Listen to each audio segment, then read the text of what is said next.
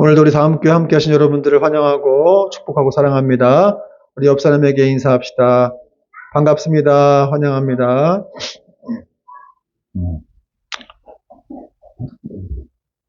오랜만입니다, 여러분. 네, 보고 싶었습니다. 네, 무슨 소리라는 건지.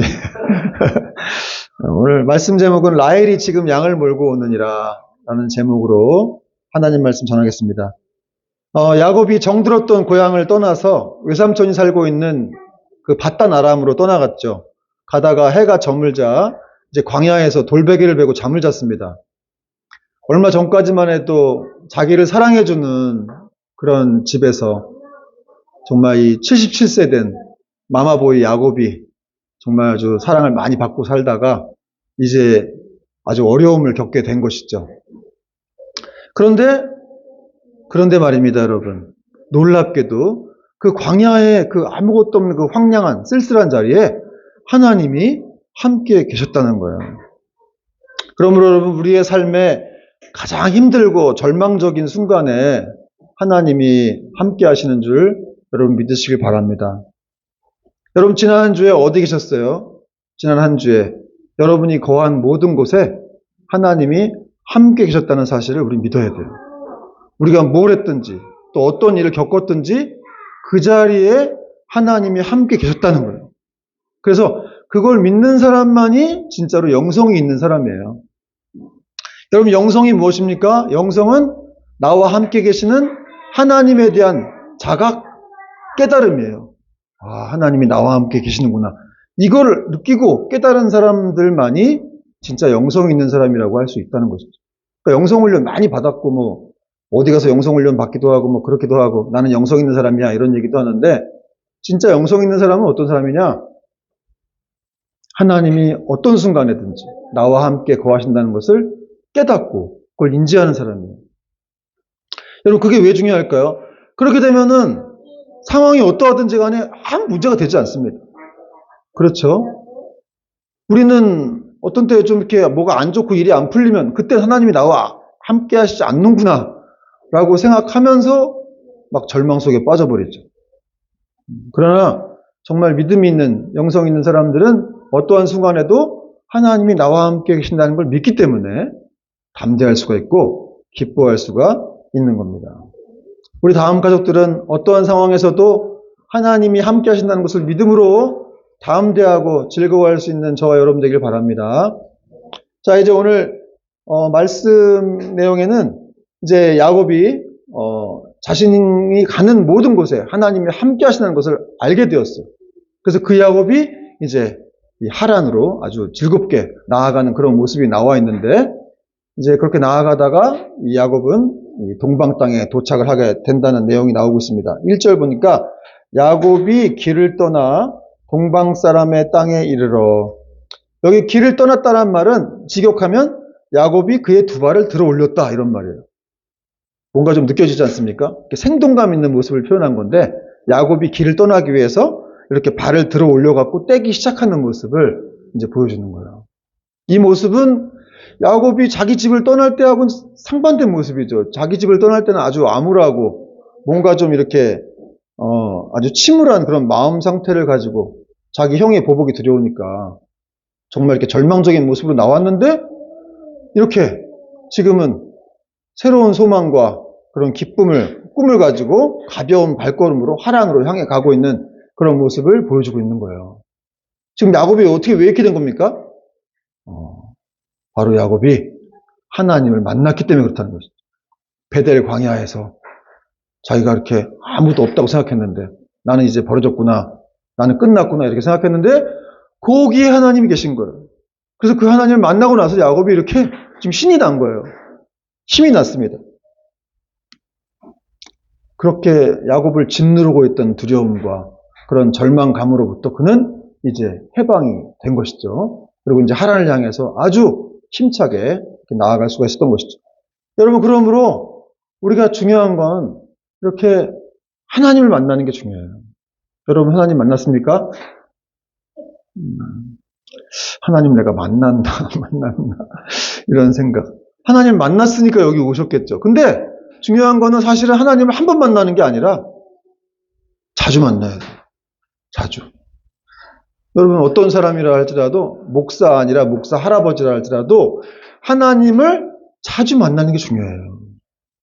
그래야 여러분 우리는 담대할 수가 있고 어떤 순간에서든지 기뻐할 수가 있는 것이죠. 그럼 여러분 우리는 하나님을 어떻게 만날 수 있습니까?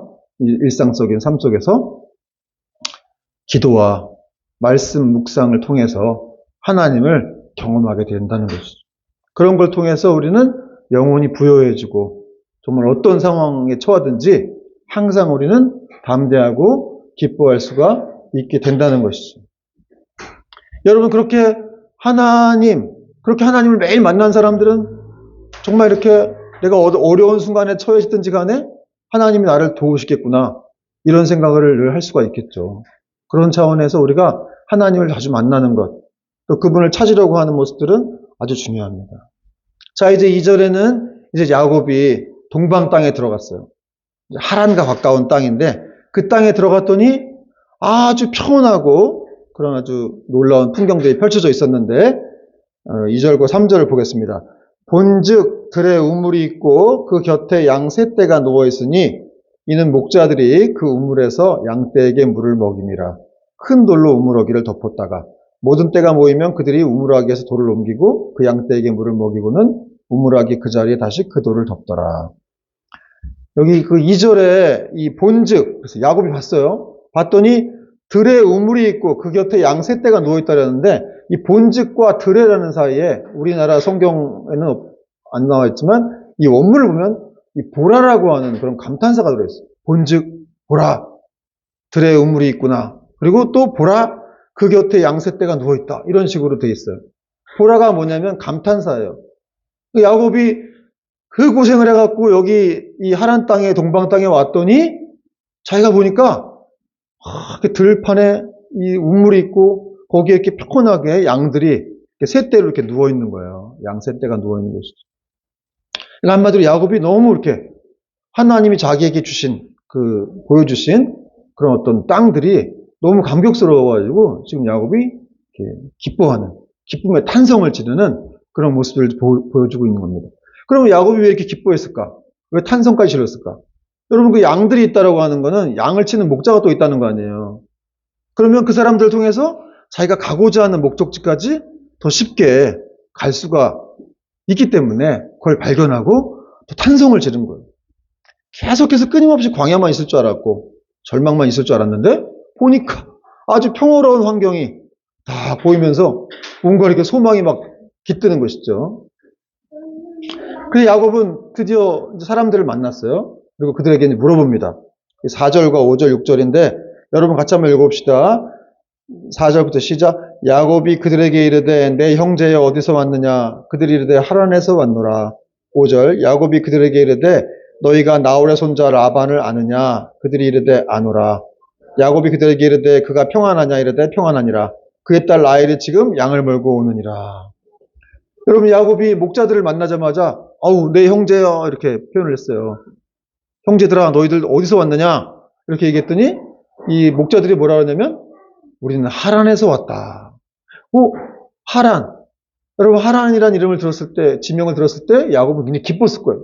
자기가 지금 가려는 곳이 하란이니까. 나 하란으로 가려는데 너희 지금 거기서 온 거야? 그럼 혹시 너희가 나홀의 손자 라반을 아니? 우리 삼촌인데? 그랬더니 이 사람들이 뭐라 그래요? 압니다. 알다마다요. 그래?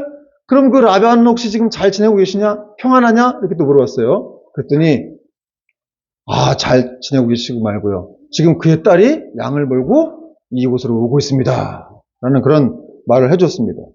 여러분 라반이 평안하냐고 물어봤는데 야곱 입장에서는 자기 삼촌이 평안해야 될 거 아니에요. 그렇죠. 자기 엄마 리브가가 이 바단 아람 하란을 떠나서 여기 자기 이 땅으로 온 지가 97년 전이었거든요.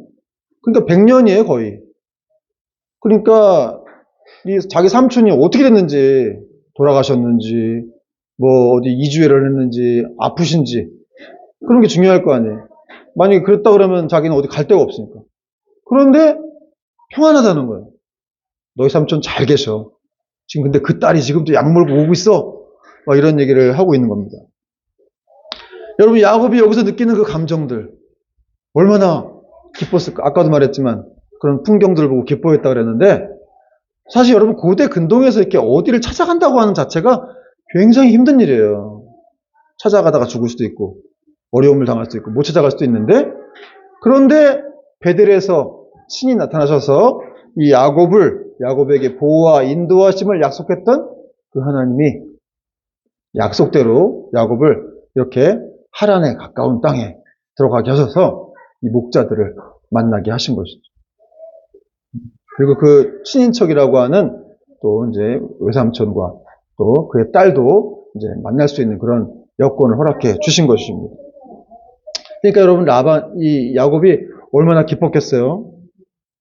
만약에 여러분 이 목자들이 사실 아파갖고 만약에 이날 못 나왔다거나 아니면 뭐 다른 곳으로 먹이를 이렇게 자기 양들을 먹이러 갔다거나 그랬다면은 오늘 야곱 못 만났겠죠. 그러니까 이런 모든 진짜 인간의 어떤 행동들 이런 모든 그런 삶의 어떤 반경들을 하나님이 한치 오차도 없이 이렇게 역사하시고 주관하시고 섭리하셔서 야곱을 지금 딱 만나게 하신 거예요. 그러므로 여러분 우리가 살아가면서 만약에 어떤 일이 순탄하게 이루어진다? 그러면 또 어떤 누구를 인도해주는 그런 사람들을 만난다?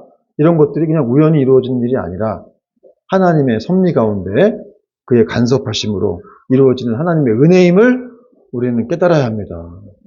그냥 내가 운이 좋아가지고 어떻게 보면 지금 야곱이 절망적인 나날들을 보내다가 어떻게 좀 소망 있는 그런 땅에 왔는데 자기가 어떻게 보면 좀 세상적으로 볼 때는 운이 좋은 것 같잖아요. 근데 운이 좋은 게 아니라 하나님이 간섭하셨다는 거죠. 그 목자들의 삶을 인도하시고 또 그런 모든 순간순간을 이렇게 세심하게 섭리하심으로써 모든 것이 이루어지게 하셨다는 거예요. 근데 이런 정말 이 감격스러운 이런 분위기 속에서 야곱이라는 사람 좀 이상한 사람인 것 같아요. 좀 생뚱맞은 그런 또 말을 목자들에게 하는데요. 7절에 보니까 야곱이 이르되 해가 아직 높은즉 가축 모일 때가 아니니 양에게 물을 먹이고 가서 풀을 뜯게 하라. 여러분 해가 아직 높다. 대낮이라는 거죠. 해가 중천에 떠 있다는 거예요. 그리고 가축 모일 때가 아니니 그러니까 해가 중천에 떠 있을 때는 아직 양들을 우리에 넣을 때가 아니라는 말입니다. 그래서 이제 풀을 뜯게 해야 되는데 지금 그렇게 하라고 하는 그런 말인 거예요. 이 목자들에게. 굉장히 자기한테 좀 호의적인 목자들한테 이게 지금 명령형으로 나와 있는데 가서 풀을 뜯게 하라 이렇게 얘기를 한 거죠. 왜 이렇게 했느냐? 두 가지 이제 학설이 있는데 첫 번째는 이 목자들이 너무 나태해 보이고 게을러 보여가지고 야곱이 한마디 한 겁니다. 야곱이 은근히 좀 성격이 있는 것 같기도 하고. 근데 또 한 가지 학설은 어떤 학설이냐면 지금 야곱이 어떤 상태에서 여기까지 온 거예요? 베델에서 하나님을 만나가지고 그런 감격 속에서 신나게 걸어왔잖아요. 그리고 진짜 하라는 땅에 오니까 정말 놀랍게 펼쳐져 있는 이런 풍경들을 보면서 야곱이 감격스러워하고 있는 상황이죠. 그리고 또 좀 이따가 그 외삼촌의 딸이 온다고 하니까 막 이런 모든 걸 방해받고 싶지 않은 거예요. 그래가지고 좀 딴 데 가서 좀 풀 좀 뜯게 하면 안 돼? 이런 얘기를 지금 이렇게 했다는 그런 학설이 있는데 이런 학설이 더 맞다고 할 수가 있는 것이죠. 근데 이 눈치 없는 목자들이 안 가는 거예요. 딴 데로 안 가. 8절에 보니까 뭐라고 그랬습니까? 우리는 그들이 이르되 우리가 그리하지 못하겠노라. 딴 데 가서 풀을 좀 뜯게 하라고 하니까 목자들이 우리 안 갈 건데 이런 얘기를 저와 하고 있는 겁니다. 우리 안 가. 누구 좋으라고. 뭐 이런 말이겠죠. 그리고 이렇게 야곱이 목자들하고 실갱이를 벌이는 사이에 드디어 이제 라헬이 등장을 합니다. 9절 말씀 같이 한번 우리 읽어봅시다. 시작. 야곱이 그들과 말하는 동안에 라헬이 그의 아버지의 양과 함께 오니 그가 그의 양들을 치고 있었기 때문이더라. 드디어 라헬이 등장을 했습니다. 여기서 이 야곱이 처음으로 라헬을 만나죠. 라헬이 누구예요? 야곱이 정말 사랑하는 여자죠. 그렇죠? 여기 지금 러브라인을 타는 모습은 아직 없는데 제가 볼 때 있을 수도 있을 것 같아요. 왜냐하면 여러분 어떤 누군가가 이렇게 사귀기 시작할 때 세상적인 조건 그런 결과긴 한데 누군가가 사귀기 시작할 때 몇 초면 결정난다 그래요? 3초. 3초 딱 보면 결정난다. 이 사람 사귈지 말지를 결정난다고 하죠. 그 야곱이 라헬을 보는 순간 내가 볼 때 뒤에도 이제 그 야곱이 라헬을 좋아해갖고 사랑해갖고 마치 7년을 수일같이 여겼다는 내용이 나오잖아요. 그러니까 딱 벌써 꽂힌 것 같아요. 특별히 또 오늘 여기서 보면 라헬이 굉장히 또 외모도 뛰어났지만 사람이 굉장히 적극적인 그런 사람이었어요. 왜냐하면 사실 이 당시 이 라반이 좀 부유한 사람이었는데 자기 아버지가 부유인데도 불구하고 이 라헬이 또 양을 몰고 이렇게 왔었어요. 그 양까지 칠 수 있는 부유한 자자임에도 불구하고 양까지 치는 아주 적극적이고 일하는 그런 여성이었다는 것이죠.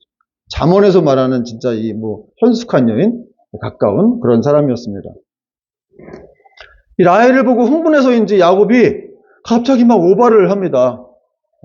여러분 우리 누구 좋아하는 사람 만날 때 좀 이렇게 막 뭐 그럴 때 있죠. 그 10절 11절 보니까 10절 야곱이 그의 외삼촌 라반의 딸 라헬과 그의 외삼촌의 양을 보고 나아가 우물 아기에서 돌을 옮기고 외삼촌 라반의 양떼에게 물을 먹이고 그가 라헬에게 입맞추고 소리내어 울며.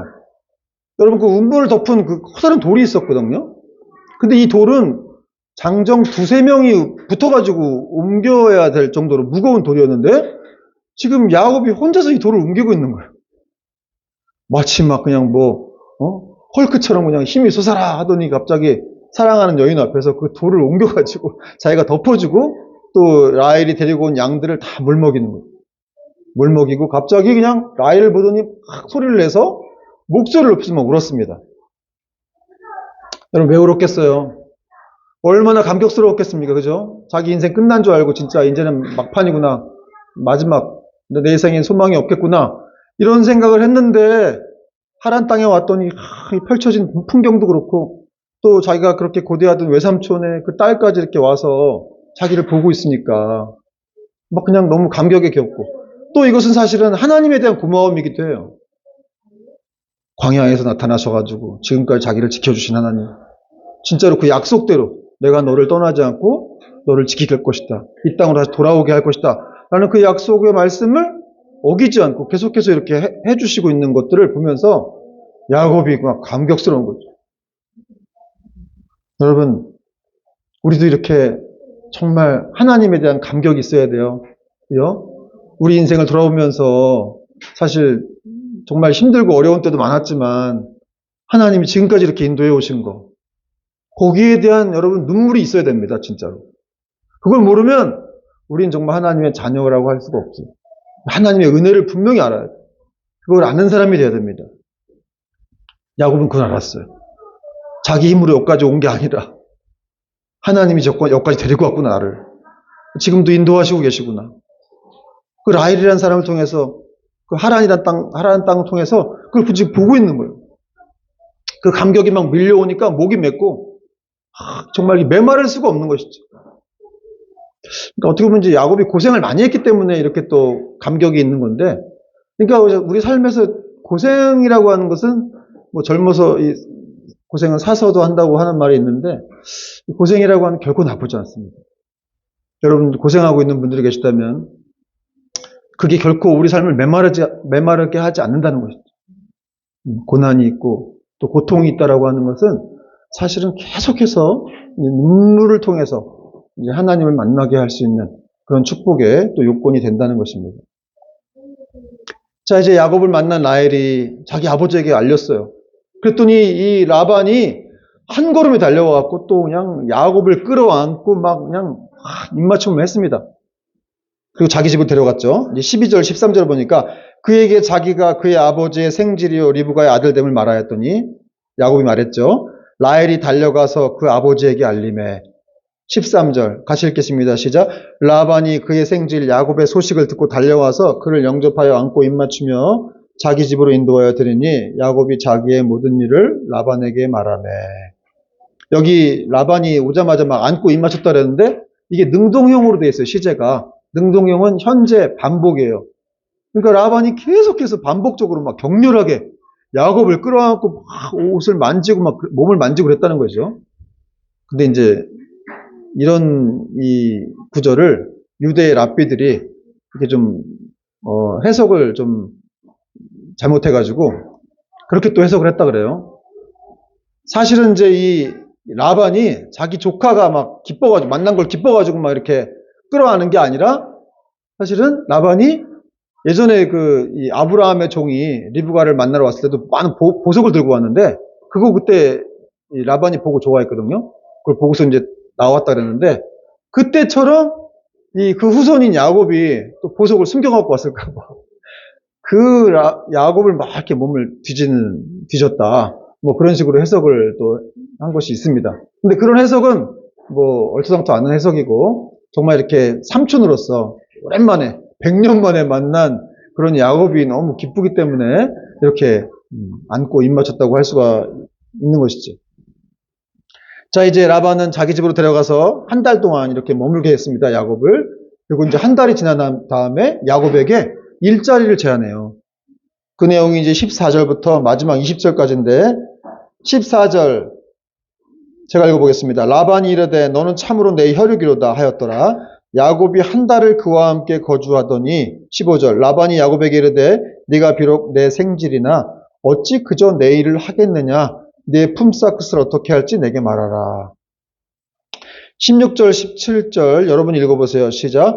라반에게 두 딸이 있으니 언니의 이름을 레아요 아우의 이름을 라헬이라. 레아는 시력이 약하고 라헬은 곱고 아리따우니. 18절 읽겠습니다. 야곱이 라헬을 더 사랑함으로 대답하되 내가 외삼촌의 작은 딸 라헬을 위하여 외삼촌에게 7년을 섬기리이다. 19절 라반이 이르되 그를 내게 주는 것이 타인에게 주는 것보다 나으니 나와 함께 있으라. 20절 같이 읽겠습니다.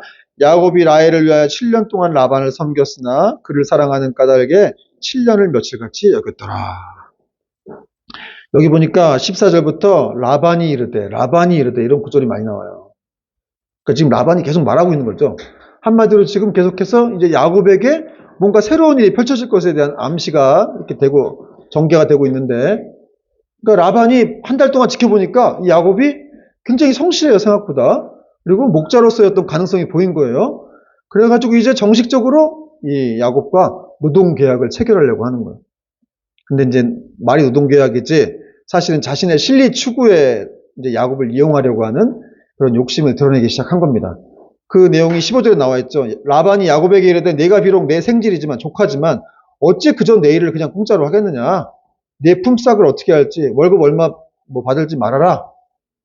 근데 이제 뭐 이렇게 대우해 주겠다는 것처럼 이렇게 얘기하지만 사실은 그냥 이제는 너하고 나하고는 삼촌과 어떤 조카의 관계가 아니라 이제는 어떤 이 주인과 고용인의 관계가 될 거야.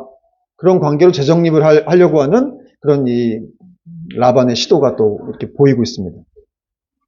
그리고 이어서 이제 두 딸들이 등장하는데, 이 두 딸, 레아와 또 라헬이죠.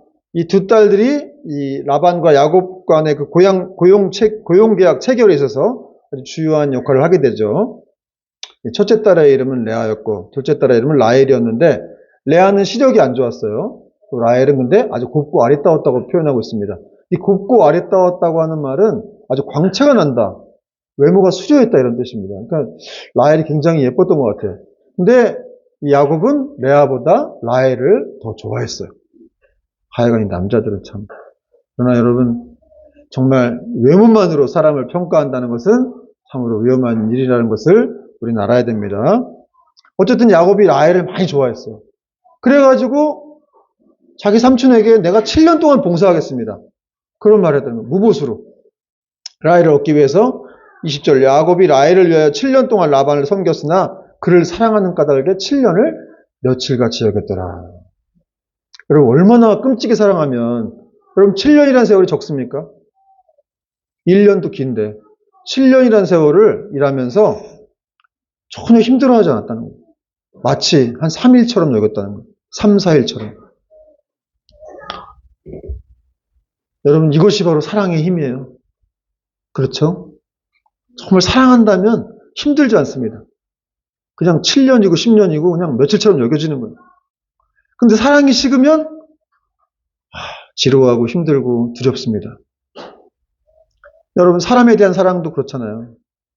여러분, 우리가 삶을 살면서 이렇게 막 무료하고 지루하고 왜 이렇게 힘든가? 결국은 사랑이 식었기 때문이라는 결론에 도달하게 됩니다. 처음에 그 직장만 간다면, 그 사람만 만난다면, 그 사람이 나의 배우자가 된다면 얼마나 좋을까? 몇 날 며칠 고심하고 막 그냥 힘들어하고 괴로워하고 이러는데, 살다 보니까, 또 일하다 보니까 음. 여러분, 그래서 그런 의미에서 다시 한번 이렇게 첫사랑을 회복해야 돼요. 첫사랑. 제가 결혼 주례할 때도 이 관계의 리셋을 하라. 이런 말을 하는데 다시 초심으로 돌아가라는 거예요. 처음 만났을 때 그 감정, 그 마음으로 돌아가라. 그 마음으로 돌아가면 그 첫사랑의 감정을 가지면 결코 이별하는 일은 없을 것이다. 여러분, 우리가 살면서 뭐 힘든 일도 있고 여러 가지 어려운 일이 있지만 결국 그 사랑, 그 하나님을 만났던 때의 그 사랑, 그 사람을 만났던 때의 그 사랑으로 다시 돌아가게 되면 우리는 뭔가 중심을 잡을 수가 있고 지금보다 더 행복한 삶을 살 수가 있습니다. 여러분, 솔로몬은 아가서에서 순수한 사랑이 가진 위대함을 이렇게 표현했는데 아가서 8장 7절입니다. 많은 물도 이 사랑을 끄지 못하겠고 홍수라도 삼키지 못하나니 사람이 그의 온 가산을 다 주고 사랑과 바꾸려 할지라도 오히려 멸시를 받으리라. 많은 물도 홍수라도 이 사랑을 삼키지 못한다는 거예요. 여러분, 홍수가 나면 얼마나 무서워요. 그런데 그런 무서운 그런 물도 사랑을 삼키지 못한다는 거예요. 사랑을 끄지 못한다. 물이 불을 끌 수 있지 않습니까? 근데 물이 불을 못 끈다는 거예요. 사랑이 그렇다는 거예요. 그럼 말씀의 결론을 맺겠습니다. 사랑하는 여러분, 오늘 이 본문이 우리에게 주시는 메시지는 무엇인가? 여러분, 야곱이 처음 고향을 떠날 때 너무 암담했어요. 너무 절망적이었습니다. 이제 자기 인생 가운데는 더 이상 소망이 없겠구나. 난 어떻게 될 것인가. 이런 생각을 하고 고향을 떠나왔는데 지금 어떻게 된 거예요? 베델 광야에서 하나님이 나타나셨어요. 내가 너하고 함께 할 거야. 내가 너를 지켜줄 거야. 내가 너를 붙들어 줄 거야. 그리고 진짜 그 약속대로 하란까지 들어오게 하셔가지고 사람들 만나게 하시고 라헬을 만나고 거기서 일자리 없고 잠자리 없고 또 아름다운 가정까지 꾸리게 되었다는 거예요. 한마디로 야곱이 자기가 생각했던 부정적인 절망적인 생각과는 전혀 다르게 지금 전개가 된 것이죠. 여러분, 이 모든 일들이 가능했던 이유가 무엇입니까? 무슨 바로 한치의 오차도 없이 이렇게 하나님께서 그 인간들의 삶을 주관하시고 역사하시는 그 결과 때문에, 그 은혜 때문에 이렇게 되어졌다는 거예요. 여러분, 하나님이 야곱의 하나님만 되십니까?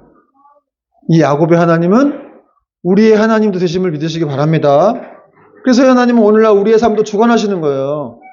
하나님이 안 보이는 것처럼 보이고 나는 혼자 있는 것처럼 보이지만 하나님이 이렇게 세밀하게 그 배후에서 보이지 않게 우리의 삶을 인도해 가신다는 것이죠.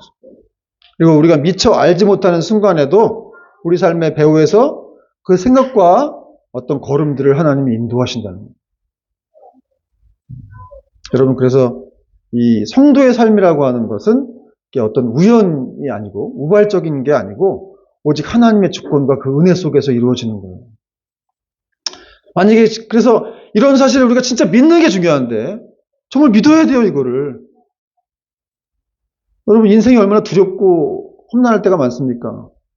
특히 나홀로 가는 것처럼 느껴질 때가 얼마나 많아요. 그러나 이 야곱의 하나님이 나의 하나님이심을 믿으면은 우리는 담대할 수가 있고 하나님께 감사할 수가 있고 우리의 인생을 하나님께 온전히 맡길 수가 있습니다. 여러분, 야곱이 맨날 이렇게 실수하고 허물을 만나도 하나님 야곱 안 버리잖아요. 그렇죠? 그 삶을 계속 인도해 가세요. 막 속이고 이래도 하나님이 택하셨기 때문에 그가 하나님의 구속 언약 안에 들어왔기 때문에 그 사람이 좀 잘못을 하더라도 연약함이 있더라도 하나님은 안 버리고 계속 같이 가신다. 여러분, 우리도 마찬가지로 우리도 구속 언약 가운데 있는 사람들 아닙니까? 하나님의 그 아들의 피로 우리가 구원을 받은 사람으로서 우리도 야곱과 마찬가지로 하나님이 우리의 인생을 택하셨고 결코 버리지 않고 인도하신다는 거예요. 그리고 가장 좋은 길로 인도하시는 분이심을 믿어야 합니다. 여러분, 우리는 이 하나님을 믿고 계속해서 걸어가야 됩니다. 아멘? 자꾸 주저하지 말고 자꾸 이렇게 막 주저앉으려고 하지 말고 그냥 주님만 보고 야곱의 하나님을 바라보고 계속해서 믿음의 선한 싸움들을 싸워 나가야 된다는 거예요. 그 소명의 길, 우리에게 주신 사명의 길을 걸어가야 한다는 거예요. 그럴 때 하나님이 우리에게 잘했다 충성된 종아, 내가 너에게 상을 내주노라 말씀하실 것입니다. 여러분 기억하십시오. 우리 인생이 아무리 힘들어도 결코 홀로 가는 인생이 아니라는 거. 우리는 혼자가 아닙니다. 우리 주님이, 성령님이 영원토록 위에 동행하십니다. 이런 믿음으로 또 한 주도 승리할 수 있기를 주의 이름으로 축원을 드립니다. 아멘.